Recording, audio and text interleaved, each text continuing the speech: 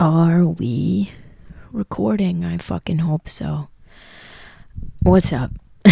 I've been thinking a lot about what I wanted this week's episode to be, and I've kind of sat on it, and I have so many ideas going through my head, about what I want to talk about, because I have so much to say. If you've been following me, I don't keep my mouth shut a lot about certain things. Last episode, I think, was episode 8, and I had my sister on, and we were talking about our childhood and stuff like that. I will be having my mother on to have a further discussion about all of that bullshit on a later date. We just haven't gotten around to doing it. There's another episode I want to do about bullying coming. I don't know who I'm going to have on the podcast for that, but I kind of just wanted to do, you guys know I do this like one-off shit where I kind of just sit and spew whatever the fuck comes out of my brain on camera. And there's been a lot on my mind. I'm a thinker. And what I've been thinking about lately is change. And a lot of us in life are afraid of change. For some reason, it's that other bad C word, that we don't like to hear. Because when we think of change, we think, however it is right now, it's not going to be the same. And if things are going good, we're afraid of change. And when things are going bad, we don't realize that things do change and get better. I think above all, the most important thing we can do is to embrace change. And that's hard, especially when you've gone through certain things and you have certain triggers, and pain is pain, man. Pain hurts. You know what I mean? Time heals that, and in time things change and your life becomes better. And what inspired this kind of talk is when I think back to where I was almost exactly 1 year ago today. You guys already know, if you've been following the podcast, that I was in a toxic relationship with somebody who had very many narcissistic tendencies. And that person went away, moved away. I'm not going to say why, but that person moved away around this time last year. And I just remember where I was exactly, literally like August 3rd of last year. Today, filming, it's August 7th. My nieces are graduating pre-K today. I'm so fucking excited for them. And that's, that again, another change. Last year around this time, they had nothing going on. And now this year, they're getting ready to go into kindergarten. You know what I mean? Change is good. Sometimes you got to ride the wave of change. But anyway, last year around this time, I was in a bad place.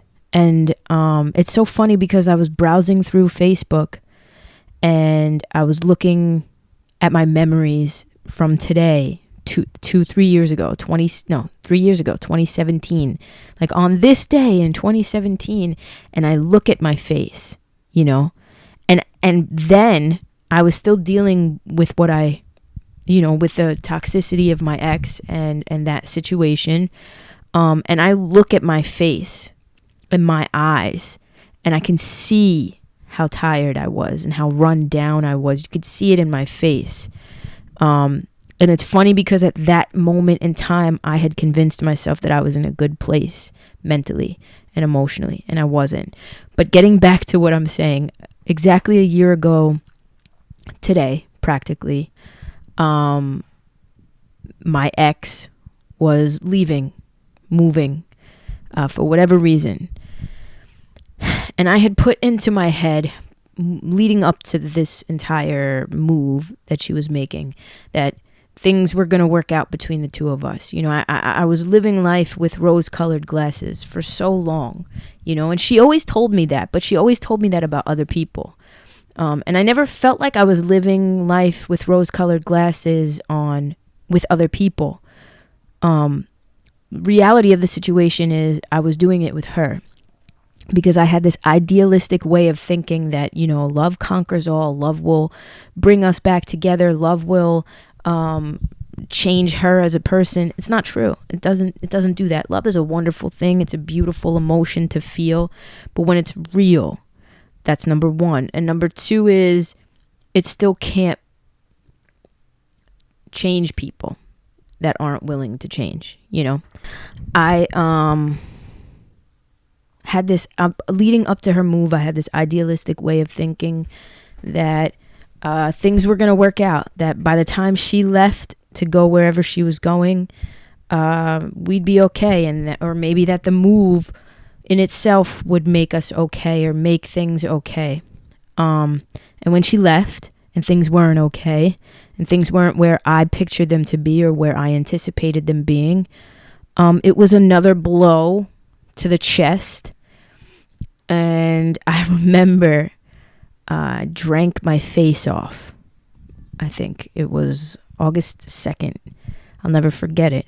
Drank my face off. Like, I didn't even have anything to do. I remember I started at my neighbor's house and just drank, on the stoop with my neighbors. That's what we do. And then I went to a friend's house and drank more and just got so drunk. And then I woke up the next day and I had the worst panic attack, like, of my entire life. I've never felt anything like that in my entire life. I was in such a bad place emotionally. I thought I was going to have to call the ambulance. Like, that's how bad it was. I had gotten to the point where I couldn't move my fingers, or like my arms were tingling from, like, I guess hyperventilating. I don't even know. Like, the anxiety and panic was so bad from the situation. I think her moving was the icing on the cake of every single thing that I had gone through from 6 years prior to that moment. It kind of just hit all at once. Or maybe just certain things that I was bottling up just kind of hit all at once. And I had to call my best friend and I was like, dude, you need to come here. Like, I put 911 I dialed 911 on my phone. And I've never done that. I'm very, like, again, if you know me, like, I'm very like, oh, my finger's falling off. Like, fine, it's okay. I'll put a Band-Aid on it. You know what I'm saying? Like, that's how I am. But I felt so out of body. My entire body was trembling. Just, like, my heart was racing. Your typical symptoms of a fucking panic attack. But, like, the tingling, I thought I was having a stroke the way that I was feeling. I was like, it's only a matter of time before this tingliness reaches my fucking hands and I can't dial anything. So I put 911 on my phone so that if that happened, I could literally just, like, press it with one finger and not have to move my hands, because I felt like I was losing function in my hands. So needless to say, the anxiety and the panic from the entire situation was so bad. And at that moment, it felt like the walls were closing in and I was crying. I broke down. My friend came over. I called her. I was like, dude, she's been on the podcast. Her name's Jamie. She was on the episode, I think it was like 4, where we talked about mean-spirited people. She's one of my best friends. I literally called this girl and I was like, please come over. Like, I need you right now. You need to come here. And she just literally sat across from me on a couch and, like, I couldn't breathe. And she just watched me break down. And, I remember going to the movie theater, that same night. Like, she calmed me down and then she was like, let's go watch, I think it was Lion King came out. And we went to go see Lion King. And it was me, her, and one of her guy friends. We went to go see Lion King. And I just remember the entire movie. I couldn't even enjoy the movie. Like, that's where I was, a year ago. And then I think back to 2 years ago, where I was 2 years ago, and I wasn't in a good place. And then I think back and I see the pictures of 3 years ago today, and I see my face. And me now, the Tori that is sitting in front of this camera right now, speaking into this microphone, looks at that Tori and says, holy shit, How did that Tori not look in the mirror and see the tired in her eyes and see the unhappy on her face and see that she wasn't taking care of herself and not do anything and not get out of the situation? And the moral of the story is, if you're in a place right now where you think you can't get out of it, or you've even convinced yourself that you're in a good place, check in. That's number one. If you're one of those people that you might be convincing yourself that you're in a good place when deep down you know that you're not, check in. That's number one. Number two is if you're in a bad place, embrace the change that is coming, because it will. And you'll look back a year from now. If you're in a bad place right now, you'll look back a year from now, 2 years from now, and think, holy shit, I don't even know who that person is. I don't know how I didn't see it. And I'm so glad that I am where I am right now, and I have the people that I have in my life right now.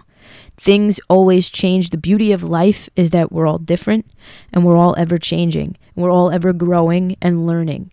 That's why we're on this planet, to do that for the whole common collective, so that we can grow as a population. That's whatever you believe in. If it's a spiritual thing, fine. Like, if you think it's for the betterment of spirituality, and that's why it is. Or if you're into science and you like to rationally think, and you think, it's an evolutionary trait that we all need to, as a collective, grow so that our species can live on and continue, right? Whatever it is, whatever you believe, we need to embrace the changes that come our way and know that they're coming, because they are. And some are bad changes, but many are good. And the moral of the story, what I'm trying to portray right now, is I'm speaking to anybody who's going through some shit.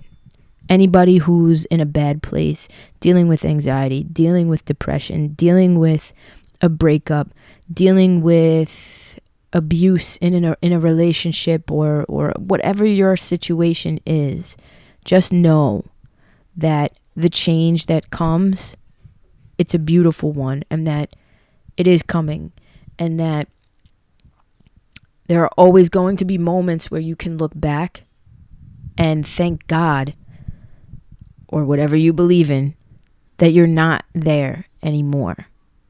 And that, I think, kind of was, and I didn't realize that I was gonna feel that way. I didn't anticipate this feeling of looking back to a year ago, 2-3 years ago. I didn't anticipate this feeling of looking back and thinking to myself at this very moment, wow, look at the change.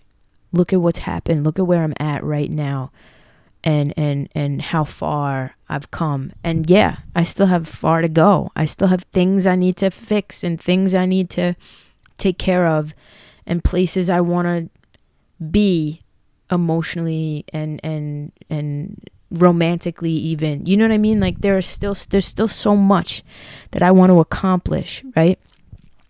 But look at where I came from, and look at where I am.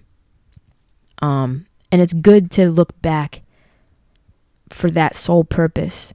When you're living in the past, that's not a good thing, because you don't ever experience change that way. You don't change personally as a human being if you're constantly living in the past. And the same goes for relationships. If you're starting a new relationship with somebody else, but you're constantly looking at the new person that you're with and seeing the person that hurt you from the past, well, then your relationship's not going to grow, and you're not going to grow as a human being. It's the same thing. The only reason we should ever be looking back is to compare where we were to where we are now. And even on the flip side, if you're looking back and you say, back then I was doing so much better than I am right now, you can do that, and that's okay. And sometimes that is the reality of the situation. But what we then need to be doing is asking ourselves, okay, what was it that I was doing back then that put me in that place, in that position that I am not doing right now? And I could guarantee every single person that does this will find at least one thing that they were doing that they aren't doing anymore that they could implement into their everyday lives and start doing, and maybe make the change again, and maybe be even better, you know?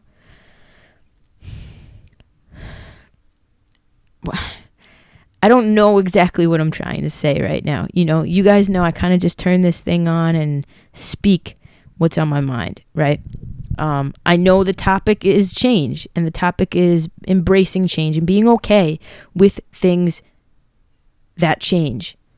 We as human beings, again, from an evolutionary standpoint, we need to be adaptable. That's what we've done so far in order to survive as a species. You know, human beings had to adapt from Neanderthal to Homo sapien to what you see in front of you right now. We had to adapt. Had we not adapted, survival of the fittest, you're out of here, you gotta go, you ain't fucking making it. The same thing goes for now, modern day changes that are happening in front of us. We have to adapt to them and be okay and understand that change is going to happen. And a lot of times those changes are going to be good changes. The changes are going to be for the better. Either to teach us a lesson, you know, sometimes the changes hurt. But I had a friend, and I'm not going to air out her dirty laundry, but I had a friend who was questioning if she should be staying in her relationship or not. And on the outside, I knew, and so did she innately, or, you know, within, knew that the answer was obvious, that she should not be staying in her relationship. Not because he was a bad guy, very good guy. Not because he was hurting her for any, like, you know, that none of that was happening. But simply because he wasn't for her. He wasn't the one for her. They were two opposite types of people. And sometimes that works, but in this particular situation, it wasn't working. And when she asked for advice, I sent her a voice note. I was in a group chat with, you know, her and like three other of my best friends. And she was asking us for all for advice about what our take was on the situation. And what I said to her was this, and this goes for life in general, you know, relationships, any type of change in your life, right? A lot of the times, for some reason, we as people want to hold on to certain situations, even situations that we innately know are not good for us, or when we know that there could be better situations out there for us, we still hold on to these situations. Let's just, for the sake of argument, shrink it down to a relationship, right? Just for the sake of relatability. When you're in a relationship with somebody that you know just really isn't for you, you just don't have that like feeling for that person. You know what I'm talking about. But you stay with them, either for the sake of not hurting them because you know they're a good person, or because you're afraid of change, right? What I explained to my friend is sometimes when you latch on to that chain, let's say the chain is the relationship and you're gripping for like dear life onto that relationship, that hurts more than when you finally let go and release and relax your hand and the chain just slips. We're so afraid of letting go of that chain because we're like, what's going to happen? What's going to happen when we let go? Well, the only thing that's going to happen when you let go is your hand's going to relax. And it's not going to be under stress anymore. You're not going to be using all of your might to hold on to something that you're not meant to hold on to. Because in life, everything changes. In life, relationships change. People change. Minds change. That's okay. your opinions can change. Your opinions can change from one moment to the next.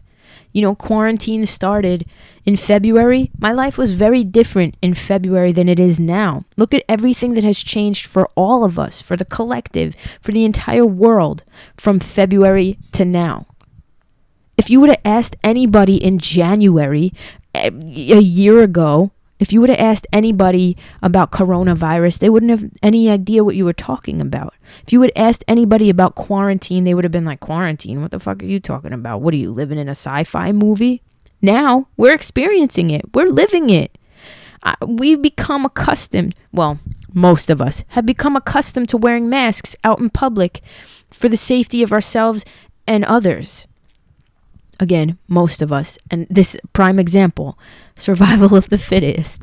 Those of us who are adapting to the masks and are adapting to the new ways of life have a higher chance of living through this pandemic than those people who refuse to wear masks and refuse to make any changes or adapt to the changes. It's survival of the motherfucking fittest. You have to adapt as a human being. That's what we need to do to survive. Mentally and physically and emotionally adapt. Not be closed off. Not be elastic. Don't make it so that you're putting yourself in a position to never get hurt, because that's unrealistic. If you are not getting hurt, you're not living your fucking life. It's a part of life. But better to have loved and lost than to never have loved at all. You know what I'm saying? I have many stories about many relationships. Had I not had those stories, had I not been through the shit that I'd been through in my previous relationship, I wouldn't have anything to talk to you guys about. I wouldn't have any fucking insight on the topic, because I would not have learned what I learned from that relationship, because it never would have happened. So instead of us being so afraid of change and so afraid of this and that we fail to live, we need to just embrace it and understand that with every bad thing that happens, 3 more good things can happen, and most likely will. We have to sometimes look for those good things, but make it like a quest on a video game. Look for the good. You know what I'm saying? There are things in my life, personal things that I will never, ever disclose to you guys going on right now that I'm truly embarrassed about. Things I've gotten myself into that I would maybe one day, maybe because that's a big vulnerability for me. Not right now. This ain't the fucking one. This ain't the podcast to be talking about it. But there are things in my life that I've done that I'm embarrassed about. And I could focus on that one thing. And I could focus on the things that I don't have yet. But I choose not to. What I focus on is the fact that 3, 4, 5 months ago when quarantine started, 6 months ago when quarantine started, I didn't have a platform. And quarantine started, and because I'm a very adaptable person, instead of me laying in bed all day depressed and anxious, and don't get me wrong, at first I was very anxious. I was so anxious. You could ask anybody, ask Brittany, because she knows, she's the closest person to me. You could ask Brittany how fucking incredibly anxious and crazed I was when quarantine started. I was so afraid of the unknown. I had no idea. I'd never experienced anything like this before. You know, nobody did. But I adapted quickly. I was maybe crazed for 4 weeks. And then I started doing the TikTok stuff. And I was like, you know what?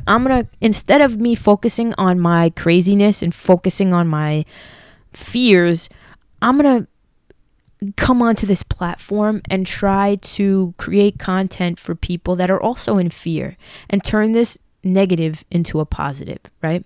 And adapt to this change instead of allowing it to consume me and allowing it to scare the fuck out of me.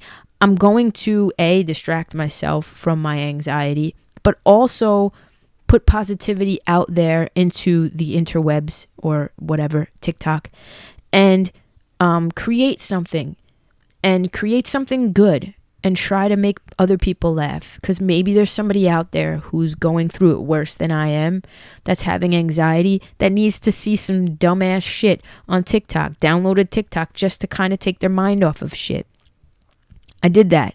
And here the fuck I am. You know what I'm saying? Had I known 6 months ago, did I know 6 months ago that this shit was going to happen? Absolutely not. I'm so fucking grateful for it. But the reason why it happened is because I embraced the changes. As bad as they seemed, as bad as they were, as scary as it was, I embraced it eventually. Instead of me gripping on to what was, which is exactly why I was having anxiety for the first 4 weeks of quarantine, is because I was like, no, this is not supposed to be like this. This is so scary. What the fuck is happening? Things need to go back to normal. Well, guess what? This is the new motherfucking normal. And those who've adapted are living their lives. You know what I'm saying? Like, those who have adapted to the new ways of being and the new normal are living their lives. And that is the moral of the story. We have to embrace the change. Stop holding on to things that we don't need to necessarily hold on to, because we're only creating our own anxieties. We're only creating resistance. And any resistance on that chain is going to break it. You know what I'm saying? So this has all been inspired by literally me looking back to a year ago. A year ago, I was in a weird ass fucking place, you know? And a year ago, almost a year ago, on that August 2nd to August 3rd night, that, you know, the 2nd into the 3rd, I didn't know I was going to meet certain people that I met. I didn't know that my life if you had told me then, that Tori, if you had traveled in time and told that Tori that was having that anxiety attack on this bed right here that I'm pointing at, if you're watching me on YouTube, if somebody had told me right then and there, dude, I met Brittany literally the next day. I met her. You're about to meet your best friend. You're about to meet somebody who's going to seriously make an impact on your life, an impact that you don't even realize at this moment. You know what I'm saying? If somebody had told me that then, I would have been like, you're out of your fucking mind. You know what I'm saying? So the meat and potatoes of what I'm trying to say is life is ever changing. Even from one day to the next, things fucking change, and they're supposed to, and that's totally okay.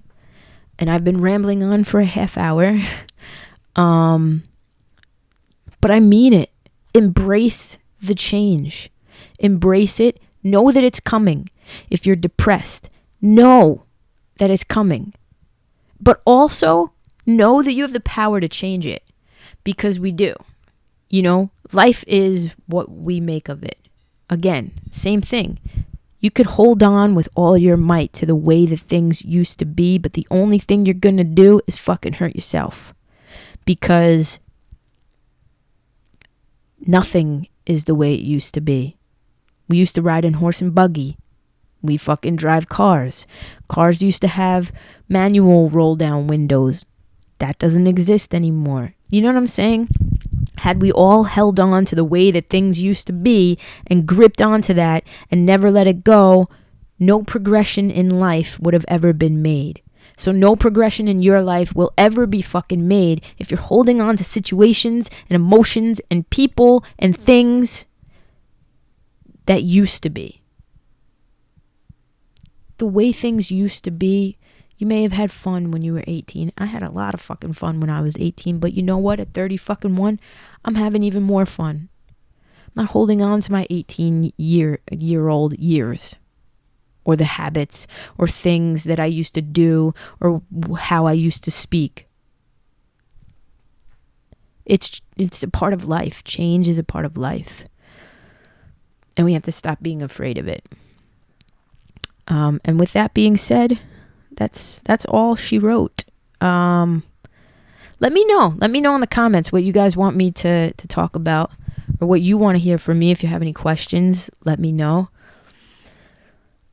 The secret word is Luigi. That's my dog's name, and I'm looking at him right now. The secret word. Let me know in the comments what the secret word is. Message me it.